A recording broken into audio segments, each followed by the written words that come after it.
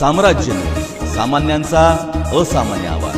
सोलापूर येथील न्यू शिवाजीनगर गोंधळे वस्ती भागात राहणारे नंदकुमार पांडुरंग गायकवाड वय 55 यांची त्यांच्या स्वतःचा मुलगा मनोज उर्फ बाळू नंदकुमार गायकवाड वय 38 याने निर्घृण मारहाण करून हत्या केली।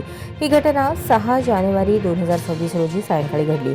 माहितीनुसार घरात रोजच्या कामांबाबत विशेषतः खाणे-पिणे, संडास बाथरूमची देखभाल आणि सायंकाळच्या स्वयंपाकाच्या मुद्द्यावरून वडील मुलामध्ये तीव्र वाद झाला। चिडून गेलेल्या मुलाने घरात उपलब्ध असलेल्या लोखंडी पाईपने वडिलांच्या उजव्या हाताच्या कोपऱ्यावर आणि इतर अवघड जागी जोरदार वार केले। या मारहाणीमुळे नंदकुमार गायकवाड हे गंभीर होऊन जागीच त्यांचा मृत्यू झाला। या घटनेची माहिती मिळताच नंदकुमार यांच्या पत्नी अरुणा नंदकुमार गायकवाड वय 60 राहणार भारतनगर कुंठानाका सोलापूर यांनी रात्री 10:30च्या सुमारास MIDC पोलीस ठाण्यात धाव घेऊन तक्रार दाखल केली।